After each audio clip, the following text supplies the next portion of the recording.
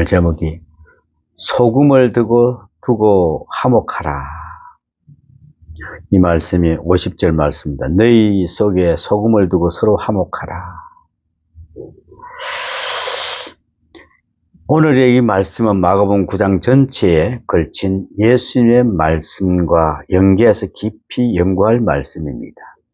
마가복음 9장은 전반적으로 제자도를 강조하시는 그런 가르침입니다. 예수님의 제자가 되려면은 이러해야 된다. 또 제자는 어떠하게 살아야 한다는 것을 말씀하십니다. 아울러 예수님의 제자가 되어 빠지기 쉬운 시험과 극복해야 될 시련, 주의해야 할 점을 말씀하고 있습니다. 예수 안에 안 믿는 사람을 두고 하는 말씀이 아닙니다. 예수 믿는 사람, 예수를 따르고 예수를 위하여 살기로 맹세하고 충성하는 사람들을 상대로 하시는 말씀인 것입니다. 예수님의 제자가 되고자 하는 자들이 빠지기 쉬운 시험에 대하여 여러모로 말씀하고 계십니다. 마가복음 9장 29절에 이르시되 기도 외에는 다른 것으로 이런 종류가 나갈 수 없느니라 하시니라 그랬습니다. 기도 외에는 왜 이런 말을 했을까요? 예수님의 제자들이 얼마 전까지만 해도 귀신을 쫓아내고 병자를 고치고 능력도 행할 수 있었습니다. 그럼에도 불구하고 오늘은 그런 능력이 없었습니다. 이 점을 우리는 결코 잊지 말아야 합니다. 어제는 권세가 있고 능력이 있었는데 그런데 오늘은 없습니다. 왜 그럴까요? 어제는 모든 사람이 두려워할 만하고 우려를 볼 만한 하나님의 능력의 종으로 역사를 하였습니다. 그런데 오늘은 정말 무능합니다. 귀신 들린 아이 하나를 고칠 수가 없습니다. 정말 부끄럽습니다. 모든 사람에게 부끄러움을 당했습니다. 왜 그랬습니까? 하고 예수님께 여쭈어 봅니다. 예수님, 우리는 어찌하여 능히 그 귀신을 쫓아내지 못하였나이까? 라고 물어봅니다. 이때 대답하신 말씀이 기도 외에 다른 것으로 이런 유가 나갈 수가 없느니라 하십니다. 기도 외에는. 과거에는 내가 아무리 능력이 있다 해도 어제까지도 내가 능력의 종으로 역사했다 하더라도 오늘 기도하지 않으면 안 된다는 것입니다. 오늘의 기도함이 없으면 오늘의 시험을 당합니다. 할 일 없이 무능한 사람이 되고 맙니다. 사도 바울이 그래서 말씀하십니다. 우리가 잘 아는 말씀이 있죠. 데살로니가 전서 5장 17절에 뭐라고 했습니까? 쉬지 말고 기도하라. 여러분 정말 쉬지 않고 기도하고 계십니까? 오늘도 여기서 주기도문 모임을 가졌습니다. 왜 가졌을까요? 정말 쉬지 말고 기도하라. 모든 것에 감사하라. 주님이 가르쳐 주신 그 기도를 우리가 어느 것보다도 중요한 역할을 합니다. 근데 우리는 이걸 그냥 하나의 뭐라고요? 그냥 예배 드리고 하나의 형식적인 요건을 갖춘 그런 기도라고 생각하니까 점점 이게 쇠퇴되어 가고 있습니다. 목사님들도 마찬가지입니다. 그 기도는 그냥 예배 드리고 마지막 때 한번 하면 되는 기도지, 신방 가가지고 우리끼리 모여서 예배 드릴 때 그냥 축도 없이 그냥 주기도문 한번 하면 되지, 이런 기도로 전락하고 말았습니다. 왜요?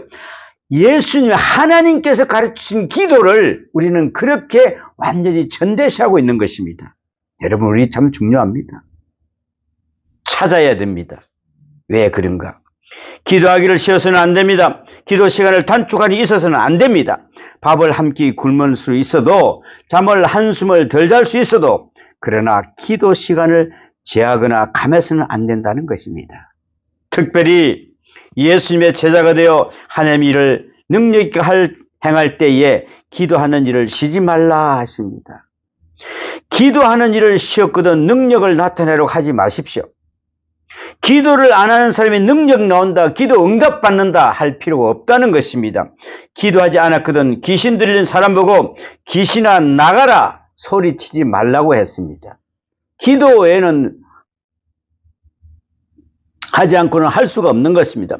기도 없이는 소리 지른다고 나가는 귀신이 아닙니다. 예수님의 제자는 자신의 능력으로 무엇을 행하는 것이 아니라 하나님의 능력을 힘입어서 살아가는 것이기 때문에 쉬지 말고 기도하라 하십니다. 기도하지 않고는 하는 말에는 실수가 따릅니다. 기도하지 않고 생각하는 일은 틀림없이 잘못된 일입니다. 예수님께서는 이런 일을 경계하셨습니다. 그리고 경쟁심이나 으뜸이 되고자 하는 마음이 문제가 됩니다. 하나님의 일을 두고도 경쟁하려 듭니다. 네가 잘하니, 내가 잘하니, 내가 더 많이, 내가 더 훌륭하게, 내가 더 인기를 얻겠다는 욕심으로 해서 어느 사이에 하나님 일은 뒷전에 놓이고 나 자신의 영광만을 추구하게 된다는 것입니다. 하나님의 일이란 하는 데까지 하다가 중단해도 괜찮습니다. 하는 데까지 하다가 죽으면 되는 것입니다. 반드시 업적을 남겨야 되는 것이 아닌 것이 바로 하나님의 일입니다. 반드시 기념비를 쉬어야 되는 것이 아닙니다.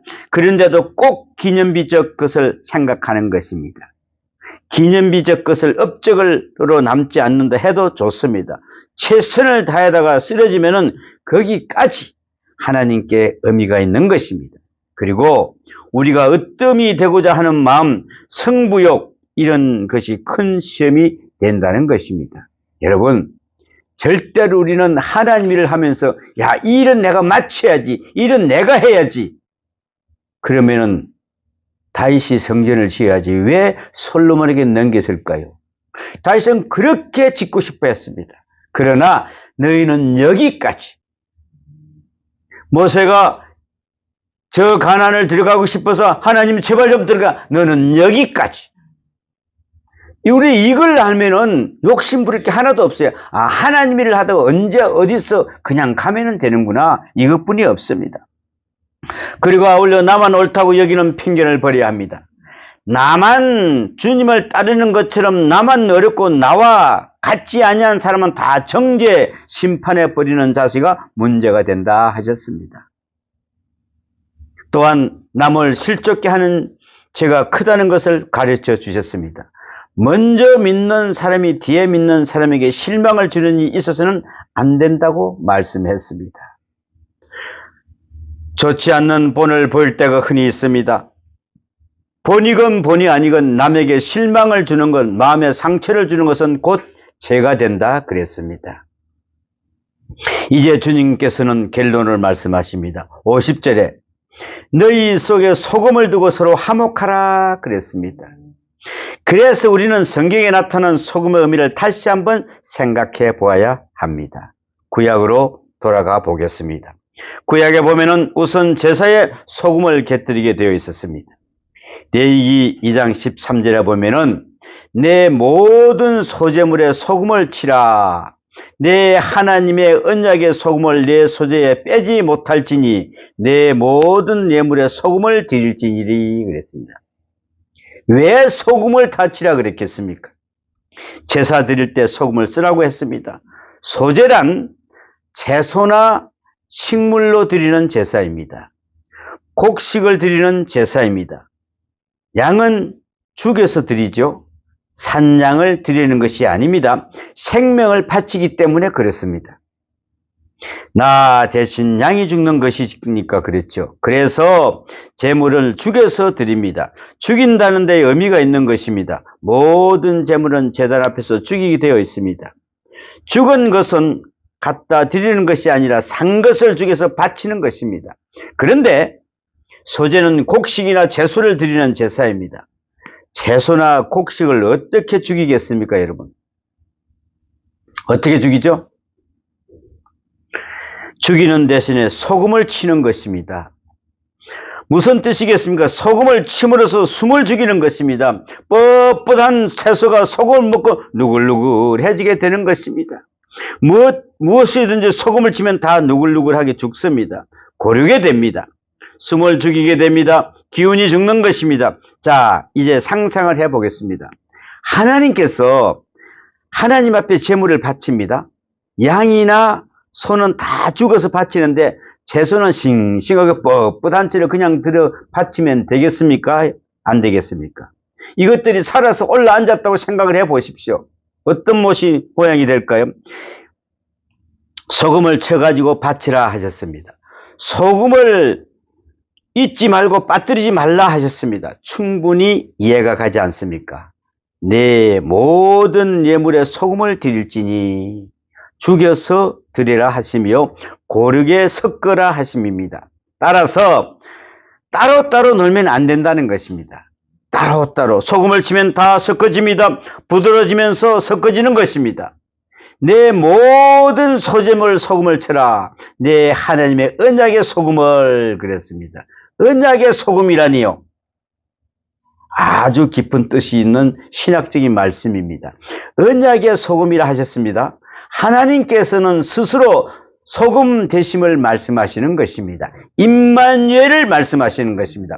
뻣뻣한 채소가 소금으로 해서 녹아집니다. 흐물흐물 잦아들고 부드러워집니다. 고루고루 절여집니다. 숨이 죽이고 고리게 됩니다. 여기에서 성육신적 계시적 의미가 있는 것입니다. 하나님의 희생이 여기에 있고 하나님의 성실하심이 바로 여기에 있습니다. 소금은 녹아 없어지는 것 같으나 그대로 있습니다, 여러분. 소금의 맛은 그대로 있고 채소는 다 숨을 죽이게 됩니다. 그렇게 만들어서 하나님 앞에 바치라. 다시 말하면은 하나님께서 이루시는 인간과 하나님과의 화목의 약속이 소금을 통해서 상징적으로 나타나고 있음을 말합니다.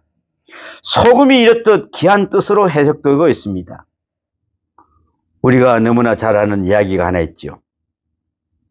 소금은 맛을 냅니다. 오늘 본문에서도 소금이 그 맛을 이루는 무엇을 짜게 하리요 하고 말씀하십니다. 소금의 중요한 역할을 바로 맛입니다. 자체로는 별로 맛이 없어요. 소금 찍어 먹으면 짠맛고 별로 맛이 없어요. 그러나 소금이 들어가서 음식을 맛을 냅니다. 스스로 행체가 사라지면서 맛이 나게 됩니다. 또한 소금을 엄격하게 생각해 볼 때 무엇보다도 중요한 것은 방부제라는 것입니다. 썩지 않게 합니다. 그 형체는 녹지만은 본질은 변하지 않습니다, 여러분.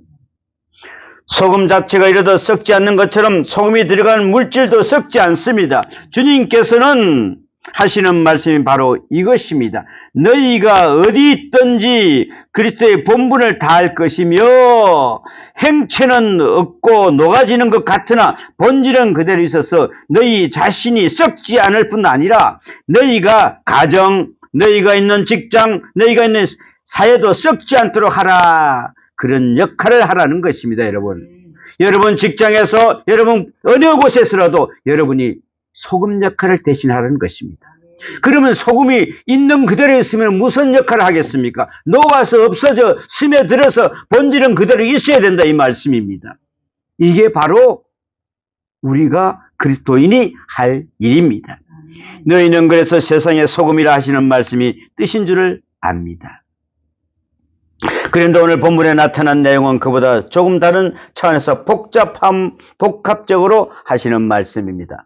숨을 죽이는데 소금이 쓰이기 때문에 그렇습니다. 뻣뻣한 것이 소금을 치면 부드럽게 됩니다. 바로 온유하고 겸손하게 됩니다. 소금이 온유하게 만들고 절제하게 만들고 화평하게 만듭니다. 이것을 트랜스포밍이라고 합니다. 변화시킵니다. 우리가 변화되어야 됩니다. 소금에 대신 그리스도, 소금 대신 복음에 접할 때 그 인격이 온유해집니다. 그 많은 날 하나님 말씀을 들으면서도 우리는 아직도 온유를 배우지 못했고 아직도 겸손에 이르지 못한다면 소금이 덜 쳐져서 그렇습니다, 여러분. 소금이 제대로 쳐져보시면 어떻게 뻣뻣한 게 있는가? 어떻게 뻣뻣하게 걸어다니겠어요? 소금이 덜 쳐져서 그렇습니다, 여러분. 아주 깨끗하게 녹아져서 온유하게 되어야 합니다. 이는 우리들 자신의 인격이 아닙니다. 복음이 주는 효과입니다. 십자가가 주는 바로 효과입니다, 이게. 예수 그리스도의 복음이 들어갈 때에 그 인격은 아주 뼈도 없는 아무것도 아닌 바보 같은 온유의 사람이 되는 것입니다. 그렇지 않다면은 문제가 있는 것입니다. 소금은 사람을 겸손하게 합니다.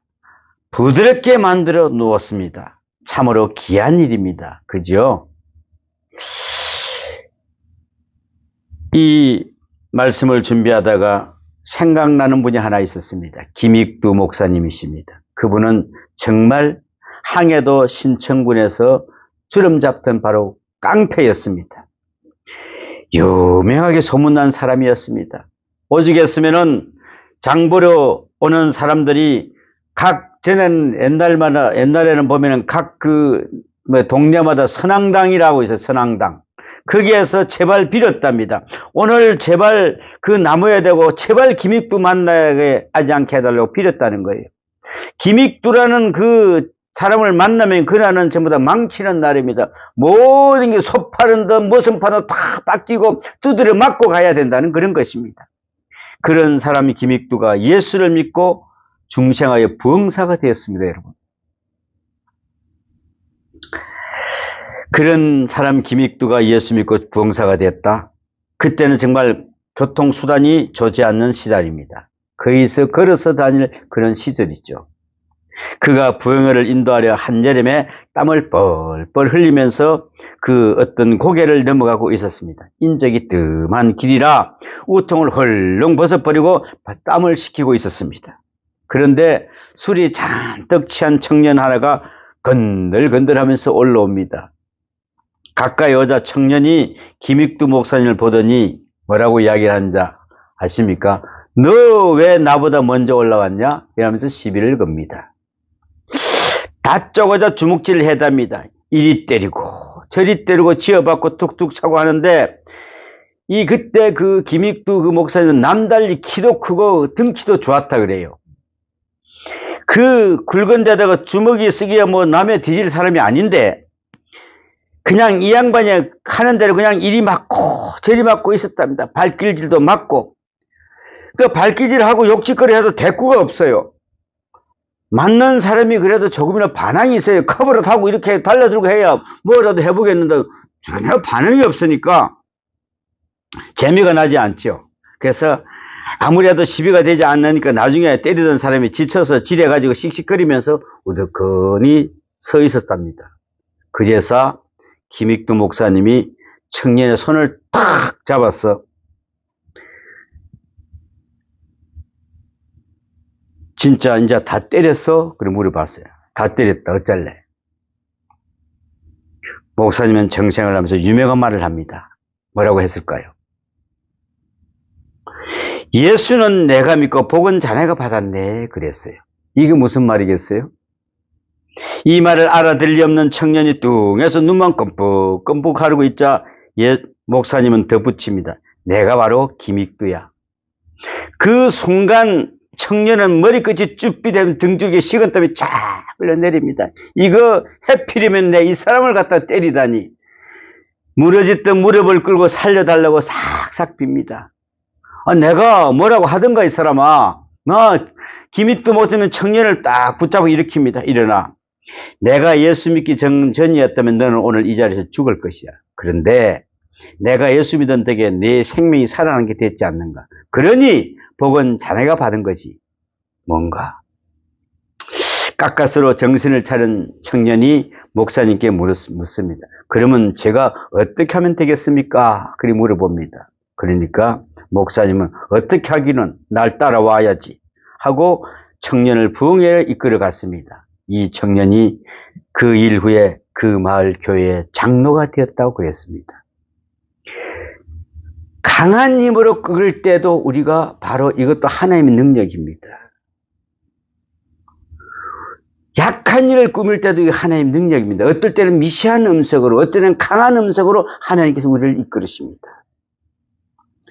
이제 생각해 보십시오. 여러분은 어느 정도의 온유하십니까? 예수를 믿었다고 하면서 정말 오늘 김익두 목사님처럼 뺨을 때리고 발을 차고 할 때 그래도 견딜 수가 있습니까, 여러분? 온유 정도가 어느 만큼입니까? 사람들의 경기에 대한 것, 정치에 대한 것, 이런 것들은 잘 참아냅니다. 그죠? 야, 경제가 좀 어떠면 그래도 참습니다. 정치가 좀 더러우면 어때 하면 참습니다. 그런데 한 가지 못 참는 것이 있습니다. 뭘 못 참을까요, 사람들이? 기분 나쁜 것은 못 참아요. 내 자존심 상하는 건 절대 못 참아요. 천당도 포기하고 예수 믿는 것도 포기한답니다, 여러분. 여러분, 기분이 나쁘더라도 교회는 나와야 될 거 아니겠습니까? 기분이 나쁘더라도 예수는 믿고 봐야 될 거 아닙니까? 그래서 말씀을 가까이 될 것 아닙니까? 또 기도를 해야 믿고 해야 될 거 아닙니까? 그런데 기분이 나쁘면 기도도 하지 않고 교회도 나오지 않고 천당도 안 가겠다고 한다는 것입니다. 기분 나쁘다고. 기분이라는 것이 그렇게 당돌합니다. 그죠? 안 됩니다. 그 몇 분 안 되는 기분, 그 온전한 그 자존심, 소금을 쳐서 콱 숨을 죽여야 됩니다, 여러분. 거기다 소금을 쳐야 돼요, 우리가. 엉뚱대가 그냥 소금을 제대로 쳐야 돼요, 그죠? 거북이 등에다 소금을 치면 어떻게 되겠어요? 아무 소용이 없어요. 문제가 많습니까? 근심이 많습니까? 고민이 많습니까? 아직도 덜 죽어서 그렇습니다. 소금을 한 줌 더 팍 쳐줘야 됩니다, 거기다가. 그래야 아주 죽도록 쳐줘야 합니다. 한 번만 죽어지면 아무것도 아닌데 뭐가 그리 복잡하단 말입니까, 여러분? 뭐가 그리 대단한 기분이라고 그 자존심이라고 말썽을 부립니까? 뭐가 그리 대단한 인격이란 말입니까? 깨끗이 죽여버리려야 된다는 것입니다. 그렇게 하면은 아무런 문제도 없습니다. 억울한 소리를 듣고도 억울하지 않는 소리를 듣고도 괜찮습니다. 있는 말도 없고 듣고 없는 말도 듣는 것도 그런 것입니다. 이런 말도 듣고 저런 말도 듣고 좋은 말도 듣고 좋은 평판을 듣고 사는 것도 아무것도 필요 없습니다. 남의 평판이 어떻게 정확할 수가 있겠습니까? 좀 못생긴 사람 보고 예쁘다 그러면 좀 어때요? 잘난 사람 보고 참 못났다 그러면 얼마나 화가 나겠어요? 우리 그럴 필요 하나도 없어요. 제가 전에 그랬습니다. 어떤 어머니가 아이를 데리고 가는데 정말 그 아이를 칭찬할 것이 하나도 없어요. 야, 이거 뭐 칭찬을 좀 하긴 해야 되겠는데 어떻게 해야지? 그래서 내가 뭐라고 칭찬을 했겠어요? 야, 그 아이 참 튼튼하게 잘 키웠습니다. 아, 그렇죠. 우리 아이 진짜 튼튼한 것 같죠? 예, 그러네요. 그 어머니 얼마나 좋아하겠어. 내가 그 사람 어떻게 잘생겼다 할 수가 있어, 예쁘다 할 수가 있어. 상대방이 하는 줄 우리가 기분 좋은 것뿐이 하나도 없습니다, 여러분. 좋은 평판, 좀 억울하면 어떻고 좀 분하면 어떻습니까? 소금을 치라 하십니다. 그래서 화목하라 하십니다. 소금은 정말 값비싼 것이 아닙니다, 그죠? 쉽사리 얻을 수 있는 그런 값싼 것입니다. 대단치 않는 것입니다. 대단치 않지만 꼭 필요한 것입니다, 여러분. 유대 사람들은 소금이 없으면은 세상에 살아남을 수 없다고 말할 만큼 소금을 아주 소중히 여깁니다. 사람만이 소금을 먹어야 되는 것이 아니라 짐승들도 소금을 먹어야 됩니다. 특히 양들은 소금을 먹어야 됩니다. 양한테도 소금을 먹입니다. 그래야만이 양이 기운을 차린답니다.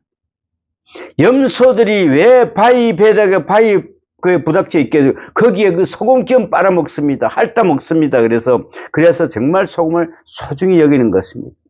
요즘에 시골에 가보면은 그런 소금을 그냥 놔미에서 없으니까 소금을 하나 그 염소나 양이 또 달아매놔요. 그러면 이놈들 한 번씩 핥고 가요. 우리는 정말 소금을 쳐서 온유하고 겸손하게 만들어야 됩니다.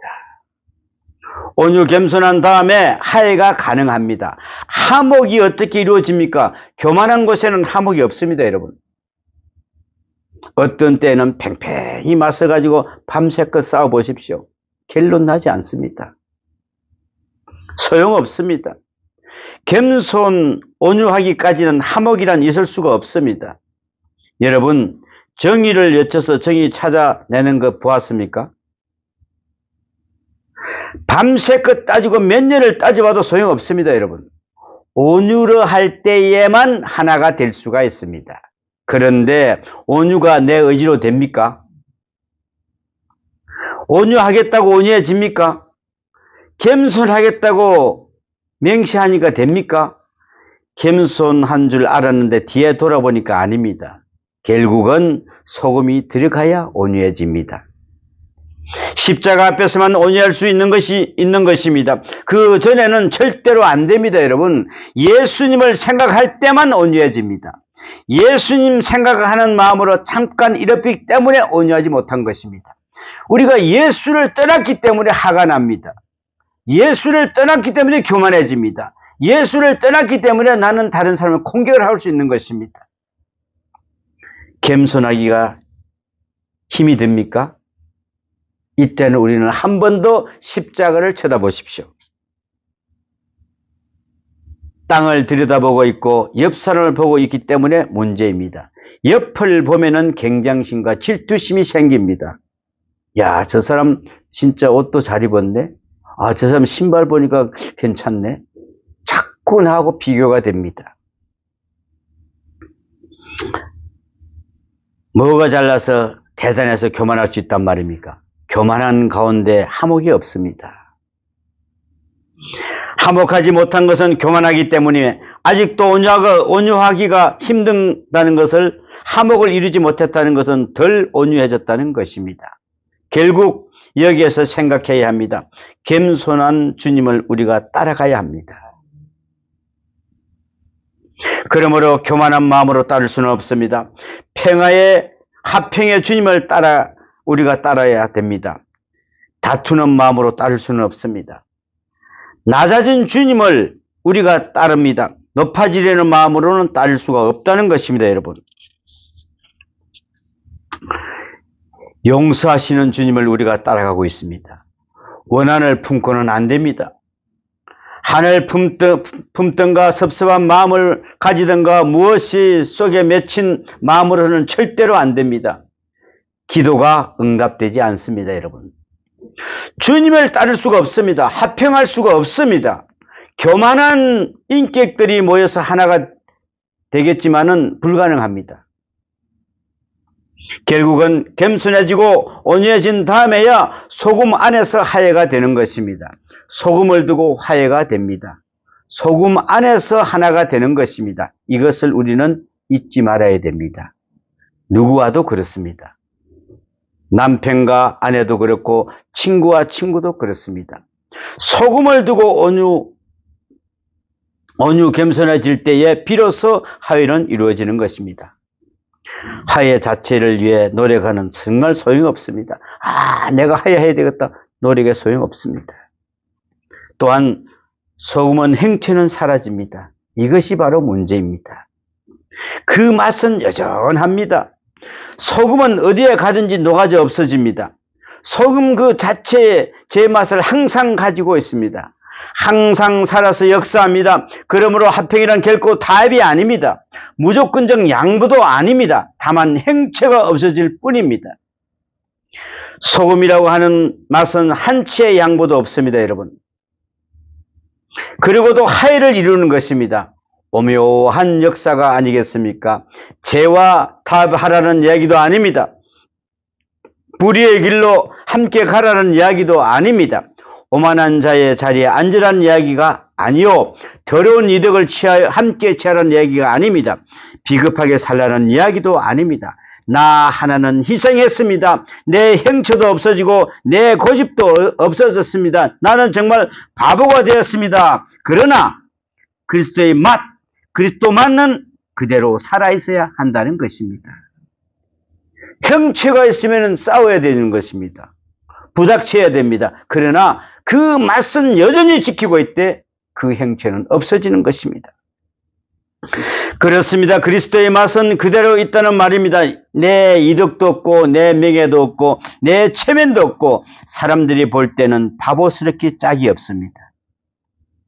그러나 그대로 있다는 말입니다. 일본의 어느 화가가 그린 그림에 예수님의 그림이 있었습니다. 그림 제목이 바보 예수입니다.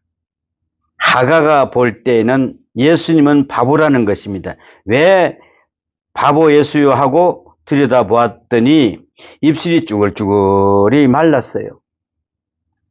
너무 불쌍해요. 더 자세히 보았더니 눈 하나가 찌그러져 있습니다. 너무 죄인들을 불쌍히 여기다 보니까 눈이 찌그러졌다는 그런 설명입니다. 갈빗대가 앙상해요. 예수님은 그 능력을 가지고 그 지혜를 가지고 어째서 십자가를 져야 했던가? 바보 아니고서는 그럴 수가 없다는 설명입니다. 여러분 생각해 봐야 합니다. 그러나 절대로 죄와 타협하는 것이 아닙니다. 각자가 온유 안에서 제 모습을 가지고 있어야 합니다. 짠맛을 잃으면 안 됩니다. 여러분, 소금이 만일 그 맛을 잃으면 무엇을 짜게 하리요 하십니다. 내 형체는 없어져도 짠맛 예수, 그 예수 진리는 바로 그대로 살아있어야 된다는 것입니다. 그러니까 별도의 노력이 필요가 없습니다. 두 가지 노력만 하면 됩니다. 내 형체는 없어지고 소금의 제맛은 꼭 지키고, 그러면 그 안에 있는 모든 것이 다 꺾어들어집니다. 뻣뻣한 사람들이 그 앞에 가면 다 녹고 맙니다. 다 숨죽입니다. 그 역할만 하면 되는 것입니다. 자기 희생을 가지고 나오는 사람처럼 위대한 사람은 없습니다. 내가 희생하겠다는데, 내가 여기서 없어지겠다는데, 여러분 누가 시비를 걸 사람이 있습니까? 내가 잘못했다는데 누가 여러분에게 탓할 사람이 있겠습니까? 그 앞에 무릎을 꿇습니다. 그리고 자기 희생이 완전히 하면서 자기 본래성을, 그의 신앙의 본래성을 굳게 지키고 있을 때 그 앞에서 감동됩니다. 그 앞에 무릎을 꿇게 됩니다. 순교사에는 이런 이야기가 있습니다. 로마의 백부장이 순교자들을 채용하려 하는데 그분이 찬송을 합니다. 야, 순교를 하는데 찬송을 해요. 한 사람도 원망하지 않습니다. 오히려 백부장을 향하여 이렇게 이야기합니다. 당신도 예수 믿고 구원받으세요 라고 간절히 부탁을 하면서 죽어갑니다. 백부장이 그때의 유명한 말을 합니다. 내가 로마의 백부장만 아니었다면 당신들처럼 여기서 죽고 싶소라고, 로마 군이라고 하는 명예가 아니라면 나도 당신들처럼 죽고 싶소, 오히려 그렇게 말했답니다. 마침내 그도 군복을 던지고 순교자들 속으로 들어가 같이 죽어버렸다는 그런 이야기입니다. 여러분, 핍박하는 사람이 상대방을 핍박하면서도 마음속에는 교만한 사람은 뻗고 온유해집니다. 감동을 합니다. 녹아집니다. 거꾸로 틀어집니다. 숨이 죽이게 됩니다. 아무리 교만한 사람이라도 다 녹아집니다. 자기 희생처럼 무서운 것이 없습니다. 여러분, 내가 희생하는데 아무리 교만한 사람도 다 녹아집니다. 내 명예, 내 모든 것을 완전히 희생하고 나오는데요, 어떻게 하겠습니까? 끝까지 신앙을 지켜야 하는데요, 어떻게 하겠습니까? 바로 그리스도의 모습이 거기에 있는 것입니다. 여러분, 소금은 그저 자기 모습만 지키면 됩니다. 자기 본질만 끝까지 있으면 됩니다. 그리고 녹아지면은 행체가 없어지면 됩니다. 행체는 없으면서 맛은 항상 가지고 지조를 굽히지 않고 사랑, 소망, 믿음을 끝까지 지켜나가야 할 것입니다. 그리고 소명을 다할 때 정말로 화목의 역사는 이루어지는 것입니다.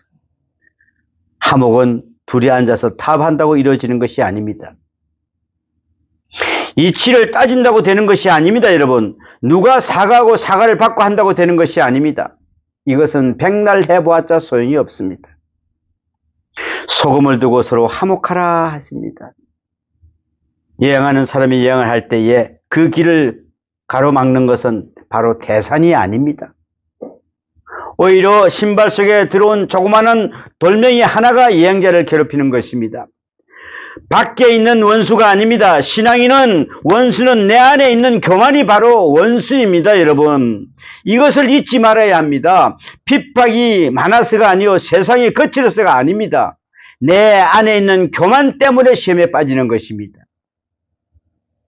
예수님의 제자들이 내가 크냐 내가 크냐 자리 다툼을 하고 예수님 십자가 지시는 뒤 따라가면서 속닥거리고 서로 시기하고 질투합니다. 이 모양이 정말 기가 찰 모양입니다. 그죠? 교만한 자를 완전히 뿌리 뽑지 못한 탓입니다. 두 인격의 화목이란 자체로만은 불가능하다는 것입니다. 여러분, 주님께서 말씀하십니다. 너희 속에 소금을 두고 서로 화목하라. 소금은 그리스도요, 십자가요, 복음이요, 진리요, 말씀입니다. 그리스도도 닮은 사역이요, 사명적인 인격입니다. 여러분, 이제 어느 가정이든 어느 직장이든 불화가 있는 곳이든 정말로 소금된 한 인격이 있어서 거기에서 들어가서 놓아가지고 본분을 다할 때에 문자 그대로 소금을 두고 합병하게 될 것입니다. 여러분, 어느 곳에서도 녹아지십시오. 그러나 그 맛은 가지고 계십시오. 주님께서 말씀하십니다. 다시 한번 깊이 생각해 보십시오. 너희 속에 소금을 두고 서로 화목하라 하십니다. 기도합니다. 아버지 하나님, 너희 속에 소금을 두고 서로 화목하라 했습니다. 주님, 형체는 없으면서 맛은 항상 가지고 있습니다. 지조를 굽히지 않고 사랑, 소망, 믿음을 끝까지 지켜나가는 그리스도인이 되기를 원합니다. 소명을 다할 때 정말로 화목의 역사를 이루는 것을 할 수가 있습니다. 오늘도 이 말씀 속에서 우리를 들고 나가면서 주님, 우리의 사명은 교만이 아래 없게 하여 주시옵소서. 주님 가운데 바로 설 수 있는 자가 하여 주시옵소서.